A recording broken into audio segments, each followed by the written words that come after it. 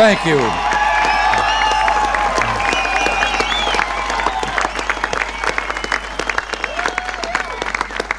Thank you very much. Chancellor Kohl, Governing Mayor Deepkin, ladies and gentlemen, 24 years ago, President John F. Kennedy visited Berlin. And speaking to the people of this city and the world at the City Hall, well, since then, 2 other presidents have come, each in his turn to Berlin. And today, I myself make my 2nd visit to your city.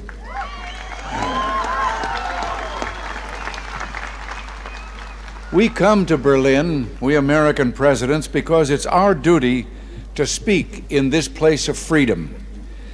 But I must confess, we're drawn here by other things as well, by the feeling of history in this city, more than 500 years older than our own nation, by the beauty of the Grunwald and the Tiergarten, most of all, by your courage and determination.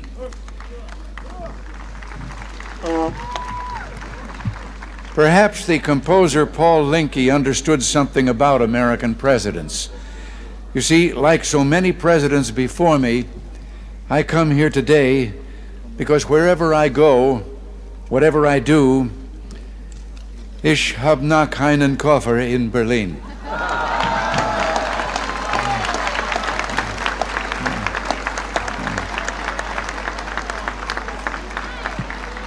Our gathering today is being broadcast throughout Western Europe and North America.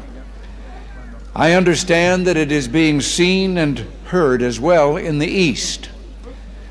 To those listening throughout Eastern Europe, I extend my warmest greetings and the goodwill of the American people. To those listening in East Berlin, a special word.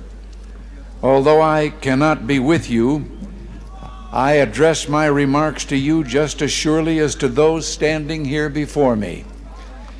For I join you as I join your fellow countrymen in the West in this firm, this unalterable belief, es gibt nur ein Berlin.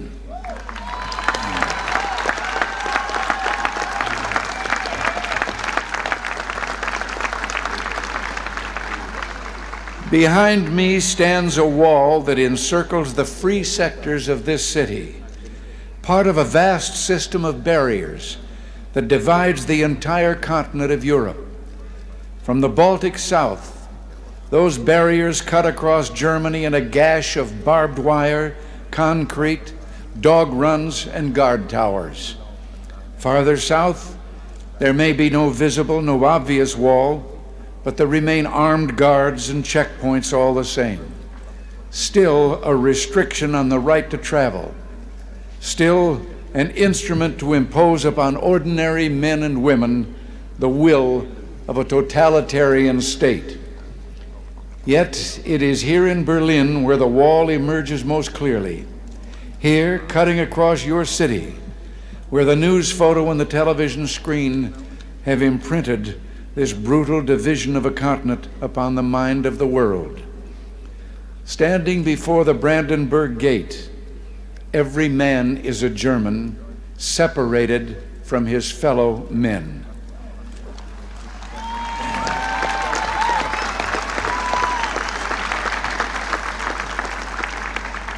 Every man is a Berliner, forced to look upon a scar. President von Weizsäcker has said the German question is open as long as the Brandenburg Gate is closed.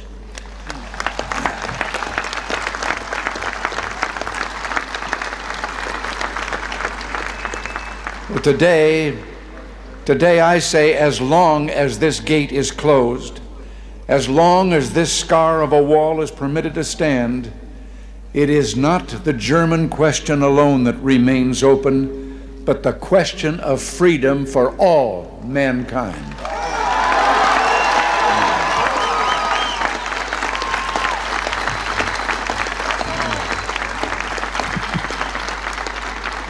Yet, I do not come here to lament, for I find in Berlin a message of hope, even in the shadow of this wall, a message of triumph. In this season of spring in 1945, the people of Berlin emerged from their air raid shelters to find devastation. Thousands of miles away, the people of the United States reached out to help. And in 1947, Secretary of State, as you've been told, George Marshall, announced the creation of what would become known as the Marshall Plan. Speaking precisely 40 years ago this month, he said, "Our policy is directed not against any country or doctrine, but against hunger, poverty, desperation, and chaos."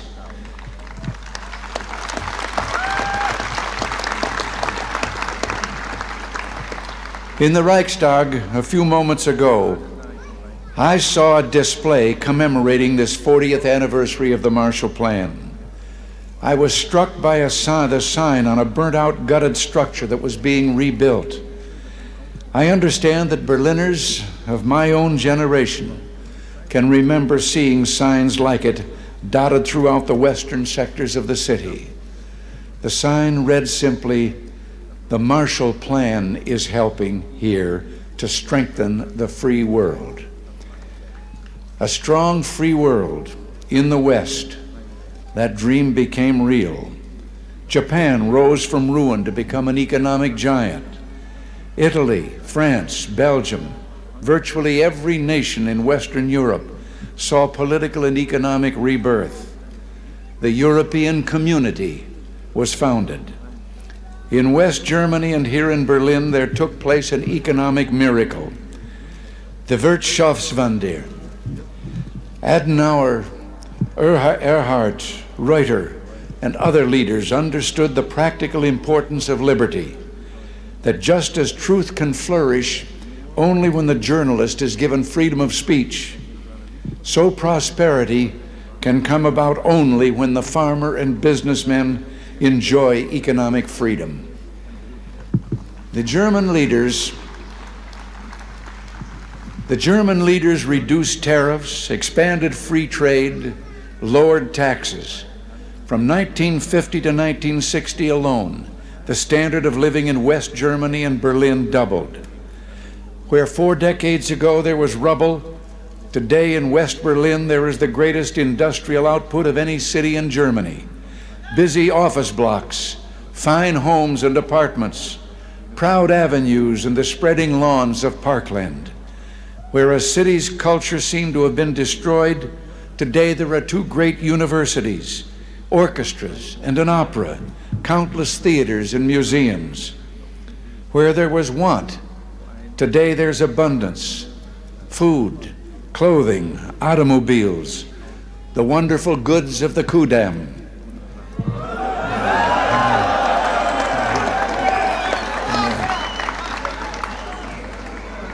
From devastation, from utter ruin, you Berliners have in freedom rebuilt a city that once again ranks as one of the greatest on earth.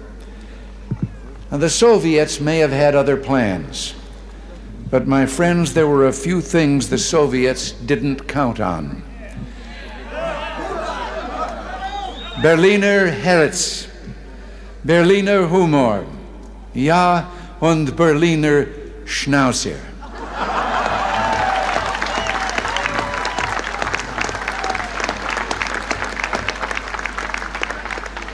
In the 1950s, Khrushchev predicted, "We will bury you." But in the West today, we see a free world that has achieved a level of prosperity and well-being unprecedented in all human history. In the communist world, we see failure, technological backwardness, declining standards of health, even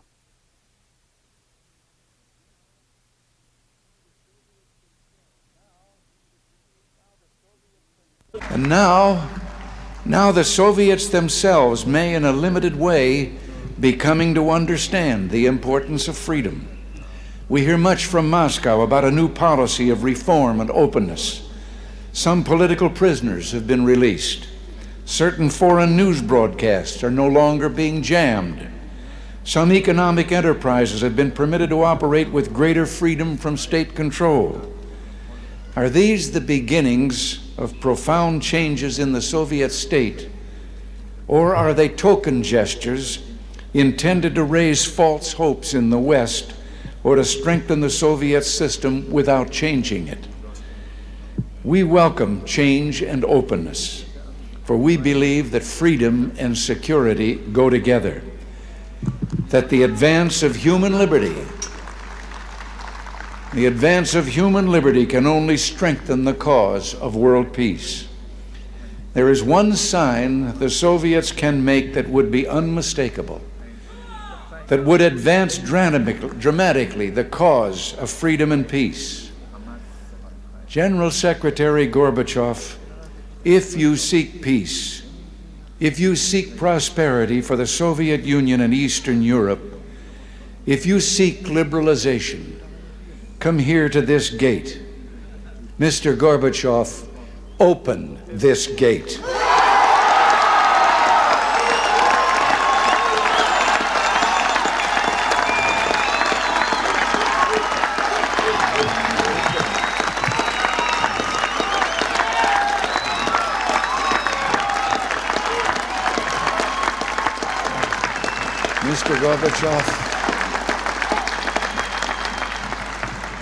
Mr. Gorbachev, tear down this wall.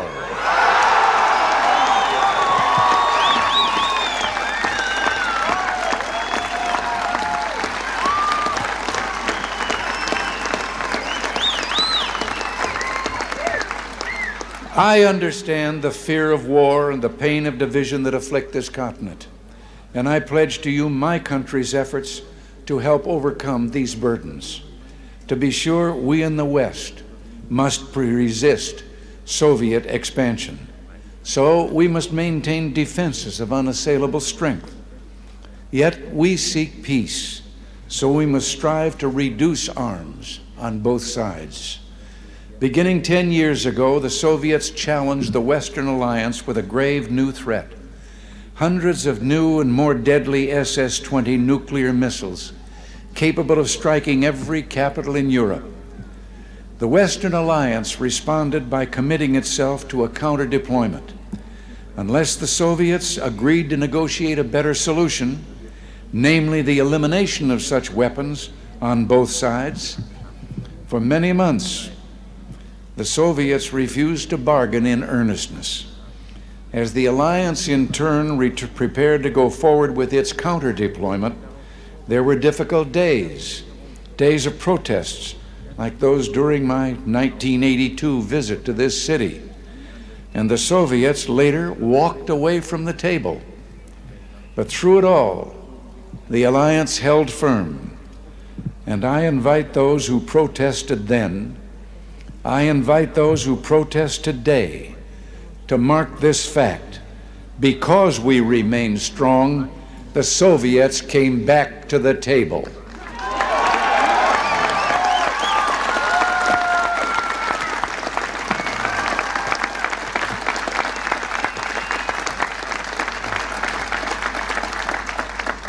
Because we remain strong today, we have within reach the possibility not merely of limiting the growth of arms, but of eliminating for the first time an entire class of nuclear weapons from the face of the earth.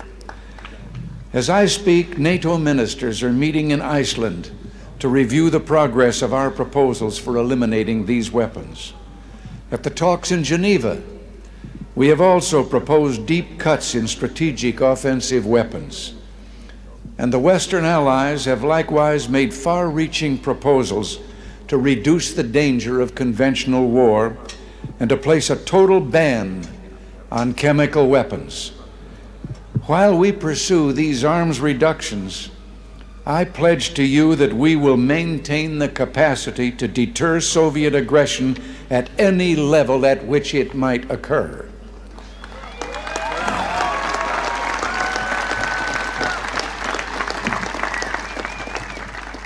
And in cooperation with many of our allies, the United States is pursuing the Strategic Defense Initiative.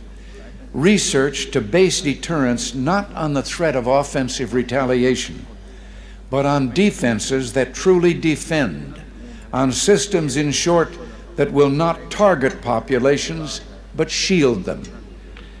By these means, we seek to increase the safety of Europe and all the world. But we must remember a crucial fact. East and West do not mistrust each other because we're armed. We're armed because we mistrust each other.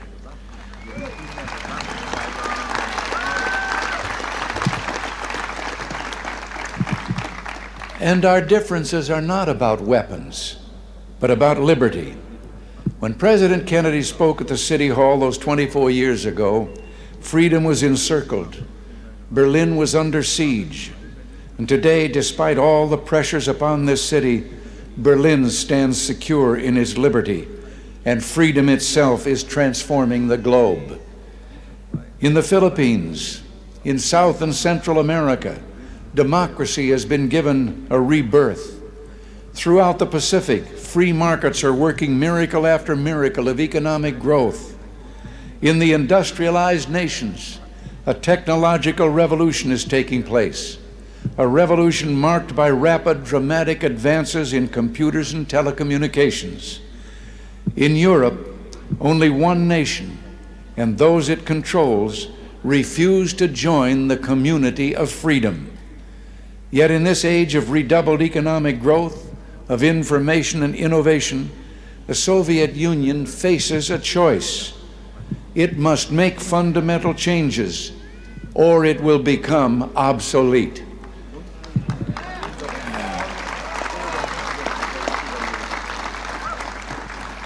Today, thus, represents a moment of hope. We in the West stand ready to cooperate with the East to promote true openness, to break down barriers that separate people, to create a safer, freer world. And surely there is no better place than Berlin, the meeting place of East and West, to make a start.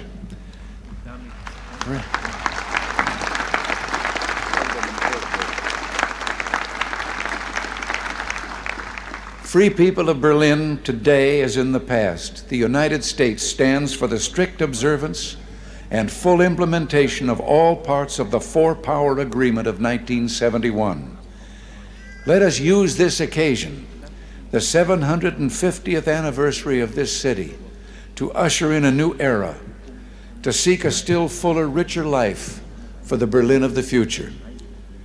Together, let us maintain and develop the ties between the Federal Republic and the western sectors of Berlin, which is permitted by the 1971 agreement. And I invite Mr. Gorbachev, let us work to bring the eastern and western parts of the city closer together so that all the inhabitants of all Berlin can enjoy the benefits that come with life in one of the great cities of the world.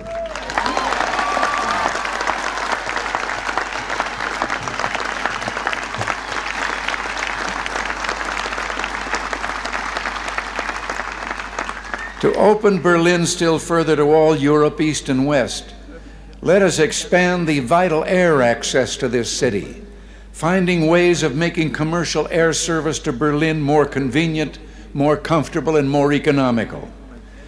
We look to the day when West Berlin can become one of the chief aviation hubs in all Central Europe.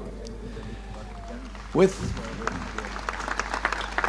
our French and British partners, the United States is prepared to help bring international meetings to Berlin. It would be only fitting for Berlin to serve as the site of United Nations meetings, or world conferences on human rights and arms control, or other issues that call for international cooperation.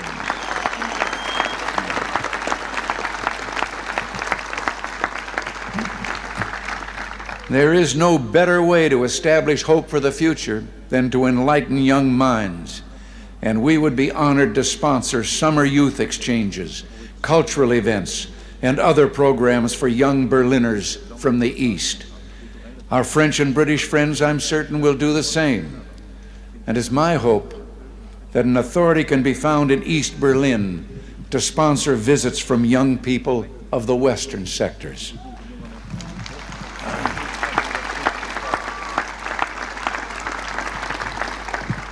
One final proposal, one close to my heart.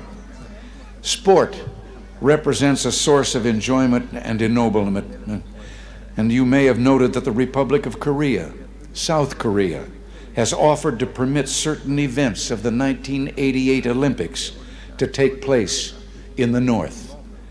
International sports competitions of all kinds could take place in both parts of this city. And what better way to demonstrate to the world the openness of this city than to offer in some future year to hold the Olympic Games here in Berlin, East and West.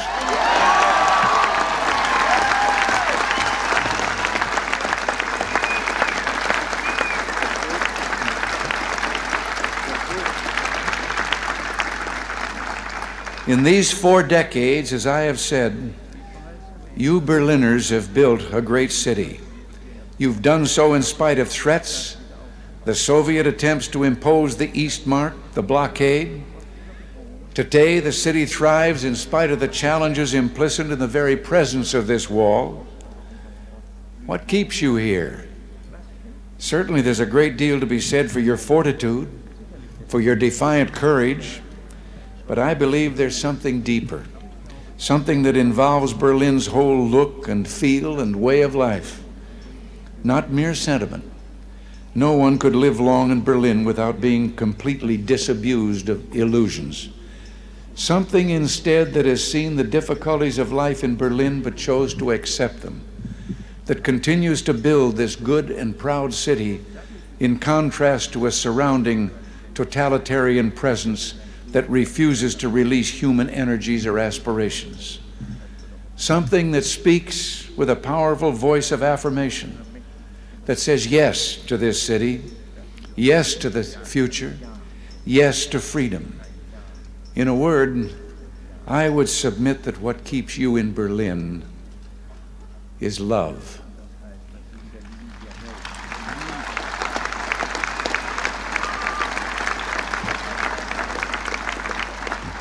Love, both profound and abiding. Perhaps this gets to the root of the matter, to the most fundamental distinction of all between East and West. The totalitarian world produces backwardness because it does such violence to the spirit, thwarting the human impulse to create, to enjoy, to worship. The totalitarian world finds even symbols of love and of worship an affront. Years ago, before the East Germans began rebuilding their churches, they erected a secular structure, the television tower at Alexanderplatz. Virtually ever since, the authorities have been working to correct what they view as the tower's one major flaw, treating the glass sphere at the top with paints and chemicals of every kind. Yet even today, when the sun strikes that sphere that towers over all Berlin, the light makes the sign of the cross.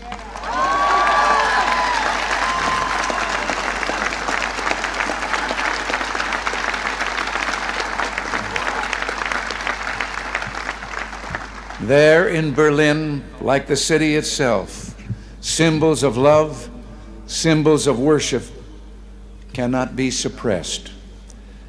As I looked out a moment ago from the Reichstag, that embodiment of German unity, I noticed words crudely spray painted upon the wall, perhaps by a young Berliner. Quote, "This wall will fall, beliefs become reality."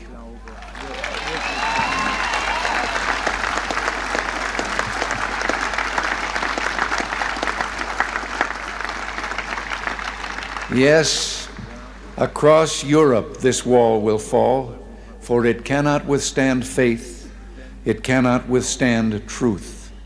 The wall cannot withstand freedom.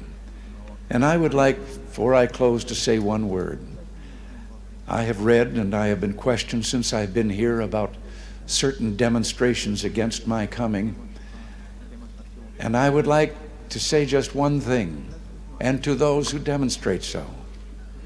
I wonder if they have ever asked themselves that if they should have the kind of government they apparently seek, no one would ever be able to do what they're doing again.